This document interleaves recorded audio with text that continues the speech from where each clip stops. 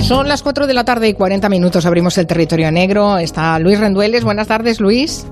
Buenas tardes. Y también Manu Marlasca. Buenas tardes, Manu. Buenas tardes. Y hoy muy bien acompañados con Beatriz Osa. Buenas tardes, Beatriz. Hola, buenas tardes. Es periodista de sucesos y que ha publicado un libro sobre un crimen que yo creo que habéis hecho más de un territorio negro, ¿no, Manu y Luis? Unos cuantos, sí. Sí, el crimen de Bioz, los crímenes de Patrick Nogueira.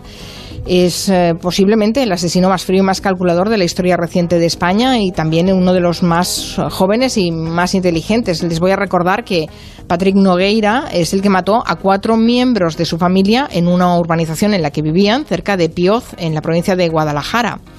El libro que ha publicado Beatriz Osa se titula precisamente Olor a muerte en Bioz, que yo creo que es un título muy sugerente. Y es una forma, bueno, nos explicas básicamente las características de este asesino que yo creo que no sé, meterse en ese cerebro es impresionante, ¿no? Pues sí que lo es, o sea, hay que además hacerlo con tiento y con ese cuidado que llevaron a cabo también los investigadores cuando se fueron aproximando a Patrick Nogueira y cuando lo trajeron de vuelta, que esa es una parte fundamental de este relato. ¿Se ha llegado a saber exactamente cuál era el móvil del crimen? ¿Por qué mató a su tío, a la mujer de su tío, a sus 2 sobrinos, que además eran pequeñísimos, un niño de 1 año y una niña de 4? Pues sigue siendo la gran incógnita, ni siquiera en el juicio que la fiscal apuntaba al jurado, les decía, bueno, ¿cómo puede ser que un joven, ¿no? que es la excusa que en algún momento enarboló Patrick, cómo puede ser que un joven vaya a matar a sus tíos? Porque en un momento dado dice que no le llevaron a ese chalet de Bioz. No le recogieron un día, una hora precisa y lo llevaron con él a ese chalet donde finalmente él los asesinó. Esa es quizás la excusa más aproximada que en algún momento pudo poner Patrick sobre la mesa, pero que ni siquiera llegó a expresarla de viva voz en el juicio y que la propia fiscal, como decía, se la presentó así, se la puso sobre la mesa al jurado y les dijo, ¿se imaginan ustedes que harían algo así? Y lo dejó en el aire. Obviamente nadie se imaginaba que sería capaz de hacer algo así, asesinar a sus tíos y a sus primos tan pequeñitos. Imagino, Beatriz, que tú estuviste en el juicio. No sé si Manu y Luis también estuvieron en el juicio, en alguna jornada del juicio. No, yo no estuve. No. Pero hemos visto todos las imágenes de ese juicio y la cara un poco impertérrita, ¿no? de este chaval, que es muy joven. ¿Cuántos años tiene Patrick Nogueira? Ya ha cumplido los 23. En su momento, cuando cometió los crímenes, tenía 19 añitos, ¿no? Y ya tenía también antecedentes en Brasil. Pero sí, en ese juicio, en el que sí que estuve en la sala noble, ¿no?, de la audiencia de Guadalajara, todos nos quedamos especialmente impresionados con el gesto, con la actitud de Patrick. ¿Vosotros diríais, Manu y Luis, que es posiblemente uno de los crímenes más sangrientos a los que hemos asistido en los últimos años?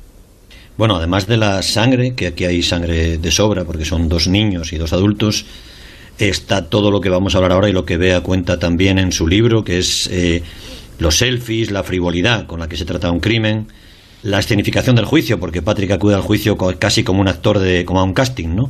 Va como un gafapasta, va arreglado, va hecho un niño pijo de Brasil, que en el fondo era lo que en buena parte era, ¿no? Era en su origen. Y a mí me recuerda, y leyendo el libro de la gente que lea el libro de Beatriz Osa, creo que va a pasársele por el cerebro en algún momento la película La soga de Hitchcock, ¿no? Un juego entre 2 niñatos que juegan a matar.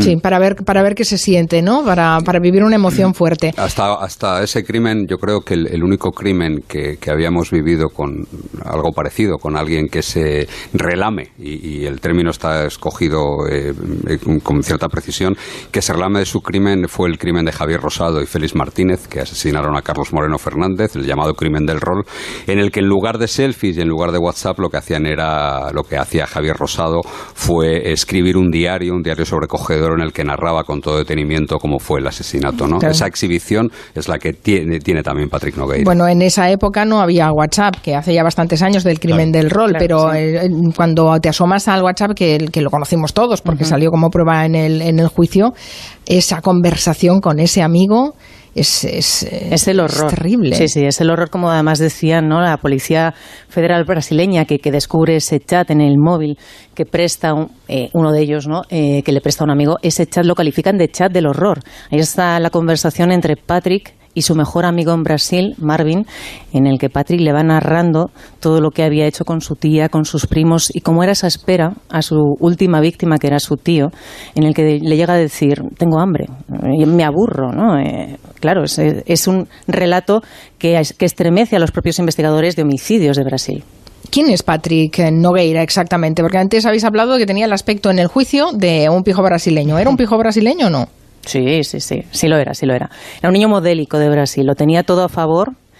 Los estudios, la familia adinerada, el entorno acomodado e incluso su pandilla de amigos era también afín en ese sentido. O sea que realmente fue una sorpresa cuando de repente pues, le dijo a su madre que vendía el coche que le habían regalado por su cumpleaños y que él tenía una obsesión que era venirse a Europa a convertirse en futbolista profesional.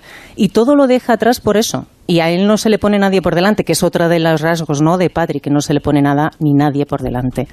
Y es verdad, o sea, esa imagen que tenemos de él en el juicio coincide plenamente con la que ha dicho Luis, ¿no? De un niño bien brasileño y un niño acomodado que cambió un día el rumbo de su vida y el de otras 4 personas más. No tenía antecedentes, no había tenido problemas, era un niño que estudiaba, Bueno, sí tenía antecedentes. Era un niño que estudiaba Derecho, además, que incluso ahora en la prisión de Extremera quiere retomar esos estudios a su manera, que es un clásico también, ¿no?, del entorno penitenciario. Pero Patrick tenía esa fijación por venirse aquí y su posibilidad, la única que quería era esa, sí. Decías que tenía antecedentes. Antecedentes que había perdido en Brasil con 17 años, apuñaló a un profesor delante de sus compañeros de instituto. Hay un vídeo, además, que había una imagen, una cámara de seguridad en ese aula, y se le ve cómo se levanta, se coloca detrás de su profesor y le apuñala tanto en el cuello como en el abdomen, ante el pánico y el estupor del resto de sus compañeros. Y bien, cuando le preguntan, Patrick, ¿cómo has hecho así?, porque finalmente el profesor pobre se salva, él dice que es que le gastó una broma que no le gustaba. Y que, bueno, pues ya ves las justificaciones que ha ido dando a sus crímenes. Qué barbaridad. Y el compañero al que le escribe los WhatsApps, claro, el perfil debe ser parecido. El de Marvin, ¿no? Dice, sí. Bueno, en el libro hay un momento que, en base también a un relato, a un libro que leen ambos, ¿no?, llego a compararles con 2 perversos, que es un poco como lo que decía Manu, ¿no?, de esa historia de Félix y de Javier Rosado, que son 2 auténticos perversos que en un momento dado lo único que quieren es divertirse matando. Y ellos encuentran este entretenimiento en el que se van contando, como decíamos, ¿no?, en ese chat, todo su objetivo, que es ver cómo es esa secuencia de 4 muertes. Y se comportan así uno y otro hasta el punto de que Marvin, que es ese amigo que tiene en Brasil, ese mejor amigo, nunca le para. Nunca le frena a distancia, se va riendo, pone jajaja cada vez que le cuenta a Patrick algo, cada vez que le dice los niños no corrieron, ¿no?, solo se agarraron, o lo que cuesta matar a una gorda, ¿no? Habla así de su tía cuando la descuartiza. Lo que tarda en morir un idiota, es lo que decía Javier Rosado de Carlos Moreno. Qué barbaridad.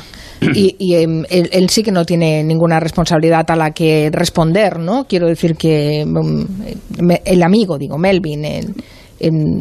Marvin Enríquez ha entrado y salido de prisión en este tiempo y ahora mismo lo que tiene es una figura inédita también, que es la del colaborador virtual, porque nunca se habían encontrado a un cómplice, ¿no?, que en la distancia por WhatsApp, ¿no?, fuese comprobando, ¿no?, y siguiendo todo lo que hacía el asesino. Y esa figura prácticamente está creada para Marvin Enríquez. Es el primero que la va a estrenar y que en algún momento se tendrá que sentar en Brasil ante el juez. Lo que pasa que, bueno, allí dicen, ¿no?, la justicia es morosa, ¿no?, la justicia morosa, y lo traducen como es esa justicia lenta de Brasil también, que, oye, cada país tiene sus remoras y allí hablan así. Claro, colaborador virtual, bueno, se podría acoger a que podría decir que pensaba que era una broma o yo qué sé. Bueno, hay unas fotos que le manda también, ¿eh? También que están en el libro, algunas de ellas, claro. Y son fotos con, pues por ejemplo, en el libro hay una de las que se pueden publicar, porque hay otras que son impublicables. Hay una de Patrick sin camiseta con sangre en los brazos que le envía también a él, y le dice lo que ha hecho. La clave fue consciente en todo momento, pudo evitar un cuarto asesinato. Eso es. Si pudo haber evitado algún crimen o no. Claro. Y no solo no lo evitó, sino que lo estuvo jaleando, ¿no? una especie de hooligan desde Brasil. Es que pone los pelos de punta. Mata a estos 4 familiares, recordemos, son 4 familiares, entre ellos son sus sobrinos, que son pequeñitos, y después se larga a Brasil. Él llega a huir de aquí, va a Brasil. Sí. Él sabía que tenía los abuesos de la Guardia Civil, ¿no? Ya en cuanto salta la noticia de que han encontrado 4 cadáveres, él sabe que en nada estará en el objetivo de la Guardia Civil. Y así es. Y entonces adelanta un viaje que tenía previsto y se sube a un avión directo a ese refugio que tiene en Brasil, con esa familia que le parapeta enseguida, que lo blinda y que les cuesta creerse que realmente él sea el asesino y no lo que creían en su momento, que era un ajuste de cuentas de sicarios y que podría haber sido una víctima más, Patrick. Les cuesta asumir que en realidad es el asesino, claro. Tiene una hermana que es abogada, además. Hannah, sí. Que es una parte fundamental también en esta historia, sí. ¿Sí? ¿Por qué? Bueno, ella es la que en un momento dado, ella es la que más relación tiene con Patrick de la familia y la que en un momento dado le sirve de interlocutora aquí en España, la que se desplaza para intentar saber exactamente qué pruebas tiene la Guardia Civil, qué pruebas tienen los investigadores de la UCO contra Patrick. Y se encierra es un episodio concreto en el que me decía, ¿no? Ha estado en esa habitación, en la audiencia también, en los juzgados con el juez viendo esas pruebas que tenían y que ella sale llorando. Nadie sabe exactamente qué ve, porque qué le muestra exactamente el juez, pero sale llorando de esa habitación, vuelve a coger un avión a Brasil, donde todavía estaba su hermano, y le convencen. Le dicen, tienes que volver a España. Saben que aquí la justicia, como les habían dicho, es más garantista, ¿no?, que lo que se puede encontrar con la justicia brasileña y con las prisiones brasileñas, claro. Porque él escoge cumplir condena en España. Él escoge, por decirlo así, lo de cumplir condena, él sabe que se viene aquí, que va a tener un juicio, como le decía, literalmente más garantista, ¿no? Pero eso no significa que, la condena que ha tenido Patrick es una condena histórica. Nadie ha tenido hasta ahora 3 penas de prisión permanente revisable con sentencia ya del Supremo. O sea, que no le ha salido tampoco barato, por entendernos. No, en el libro Bea cuenta 2 frases de Patrick, ¿no? La cárcel de Brasil que él cree que va a terminar si se queda ahí es una cárcel donde los presos juegan al fútbol con la cabeza de otros presos como balón. Esa es la cárcel que le espera en Brasil. Y Patrick dice que viene a España y dice, porque en Brasil me violarían 30 veces y me apagarían una vela en el culo, y en España me quedaré en una celda solo para mí viendo la tele hasta los 80 años, ¿no? Bueno, no parece que esté engañado con respecto a su situación, ¿no? Está clarísimo que sabe a lo que se enfrenta y conoce la repercusión y las consecuencias que ha tenido su crimen, ¿no? Las consecuencias penales que ha tenido su crimen. En algún momento supongo que se haría pasar por loco, ¿o no?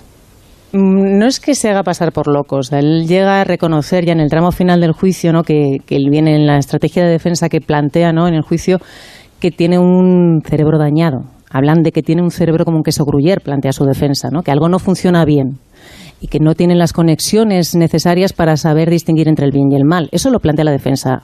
La acusación plantea otra teoría, claro, que sabe perfectamente distinguir lo que hace. Y entonces él, agarrándose a eso, en un momento dado sí que pide al final, en su alegato final, por favor, ¿no? Yo no sé lo que hago, son las acciones las que son malas, no yo, dice. Y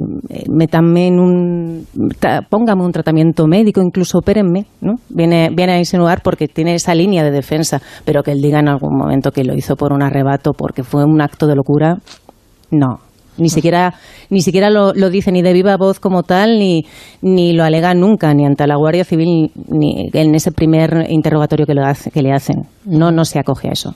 Todavía es más escalofriante, ¿no?, pensar que alguien en perfecto estado de revista, por decirlo de alguna manera, es capaz de cometer un crimen tan atroz. Sí, sí. Es terrible, terrible. Bueno, si tienen interés en recuperar esta historia que aquí hemos contado y bueno, la verdad es que es una de las caras más oscuras, ¿no?, de nuestra realidad, pueden leer este libro de Beatriz Osa, Olor a muerte en Bioz, sobre este asesino y sus crímenes, que forma parte además de una colección de la editorial Al Revés, que conocen muy bien Manu y Luis, que vosotros también tenéis libros publicados ahí, ¿no?